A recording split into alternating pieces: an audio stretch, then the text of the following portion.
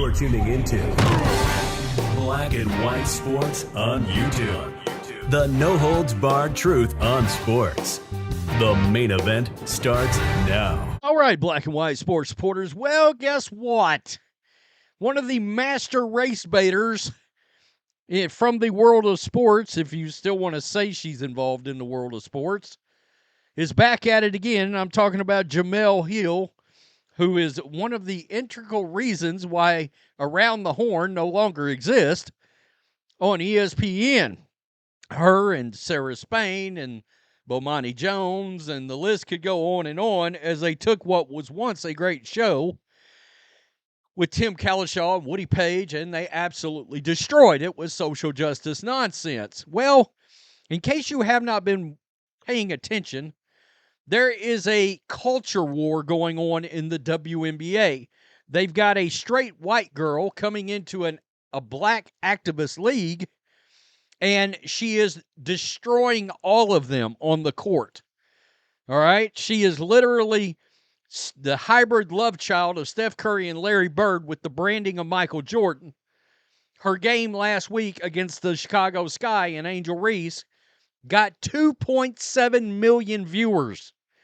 That pretty much destroys almost all regular season NBA games. Not WNBA games, NBA games. And it pretty much blows out every Major League Baseball game that there is outside of the World Series and some playoff games for a women's basketball game. And Angel Reese, Caitlin Clark did a common take foul against Angel Reese. Angel Reese lost her mind and went after Caitlin Clark. And you could tell she was calling her names, this, that, and the other, and then proceeded to blow up across social media over the following week. Well, now Jemele Hill has weighed in on the fact that all the hatred is just made-up claims. What? I mean, we're 5 games into the season. There has been 3 incidents already. Just the last game, Rhyne Howard of the Atlanta Dream, she got in the face and tried to go after Caitlin Clark. Now, to Caitlin Clark's credit, she turned around and looked at her and said, "You don't scare me. You don't scare me." Caitlin Clark's getting fed up. And that's good. We know she put about 10 pounds of muscle on in the offseason. But nonetheless, these people want to try to tell you this is not about race. Stop the nonsense. It's in part about race, and it's very much a part of jealousy and pettiness because all these years, nobody gave a rip about this league. Then comes the young lady out of Iowa, and all of a sudden, it's must-see TV. It was literally the biggest sporting event on the calendar last Saturday. Was the Chicago Sky and the Indiana Fever doing battle. The relationship that WNBA players have with Caitlin Clark is one of the strangest in all of sports. Clark's talents have brought the league and all of its players unprecedented popularity since she turned pro last season, and yet so many of its members downright hate her. They loathe her. They absolutely loathe her. Asia Wilson claims people only like Clark because she's white. Kennedy Carter recklessly body slammed Clark in a game and said she had no regrets for doing so. By the way, Kennedy Carter's playing in Mexico because of that little fiasco. She's not even in the league, and she averaged 18 points a game last year.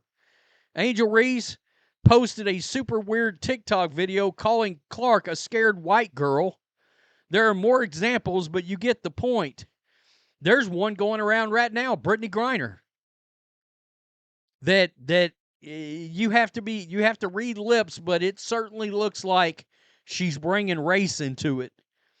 There are more examples, but you get the point. WNBA players despise Caitlin Clark, and the league has done little to stop it. The league is going to ruin this whole thing. They're going to ruin. They're trying to alienate fans, saying they're investigating Indiana Fever fans because of a noise that was made that was actually YouTubers laugh that they pumped into the stadium, and somebody said, "Well, that sounds like a monkey." No, it was a YouTuber. His name is Flight Reacts, and he was laughing. And they play it at NBA games. Nope, had to turn into a race issue. So, some of the league's fans pointed out that the hate against Clark is still going strong, but Jemele Hill thinks these fans have it all wrong and are blowing it out of proportion. So let's come over here to Breitbart, since Twitter is still down. I was going to actually play the clip for you or pull the direct comments from Jemele Hill, but I can't do it because Twitter's down. Clark has been a target of hard fouls since she joined the WNBA last season. Many of her fans accuse the league of punishing Clark for the crime of basketballing while white. However, many WNBA apologists, such as Jemele Hill, claim that people are overreacting to the constant stream of fouls on the court and verbal attacks off the court. They say that the league is becoming, quote, more competitive. For her part, Jemele Hill scolded ex-user Jason McIntyre. Is that Jason McIntyre from the Colin Cowherd show? I would love to know that. For bemoaning the long string of fouls on Caitlin Clark. In a post, he wrote, quote, "Here we go with WNBA players going after Caitlin Clark again."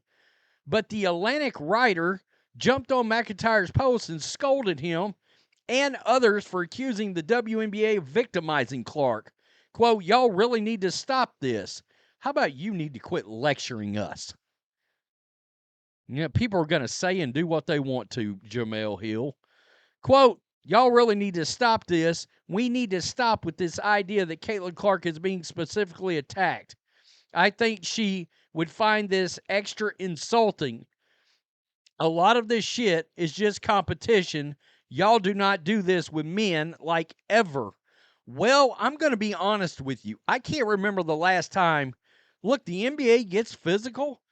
I can't remember the last time they specifically targeted somebody like Steph Curry night in and night out. That doesn't happen. By the way, if it did, Draymond Green would drop a bionic elbow from the top rope, Dusty Rhodes style, circa 1988, on top of somebody's head. They tried this with Michael Jordan, by the way. They did. But we can tell when you got players in the league that are bringing up race over and over again, like A'ja Wilson, of course it's about race. When you got Angel Reese posting TikTok videos about the white girl doesn't want this fade, as Caitlin Clark's walking off because she's too classy to fight and realizes it'll crush her brand. Yeah, when you bring up race, people are going to believe that race is tied to it. And that's what these players have done. Not the people talking about it. The players have made it about race with their very own comments. McIntyre, though, was undaunted in the face of Hill's condemnation. Quote, "I just call it like I see it. Clark's aspect is undeniable," he replied. "Whether the NBA/WNBA player is a target being attacked, free throw merchant, flopper, can't shoot, hack a whoever player, hack a dirty player, cheap shot artist, I will offer my opinion. Good for you, Jason McIntyre, to standing up to Jemele Hill." Wow. Yeah, they're playing physical basketball, but this is taking a turn way out of physical. You can tell there is true animosity, there's true jealousy, there's true pettiness, and yes, when you're posting TikToks, making it about race, when A'ja Wilson's talking about race, when the entire league is an activist basketball league, of course people aren't stupid. The straight white girl came into the league, and these players hate her. It's pretty obvious. Anybody with half a brain that's being objective can tell race is playing a key here. It is, whether anybody wants to hear that or not, on any side of the argument. And of course, somebody like Jemele Hill is going to jump in and guess what? Defend the activist basketball players because she's an activist sports journalist. I mean, nobody hurt ESPN's brand more over the years when she was still there than Jemele Hill. She is literally ratings repellent. Tell me what you think. Peace. I'm out. Till next time. Thanks for watching the show. Be sure to like, comment, and subscribe. Be sure to tune in next time on Black and White Sports.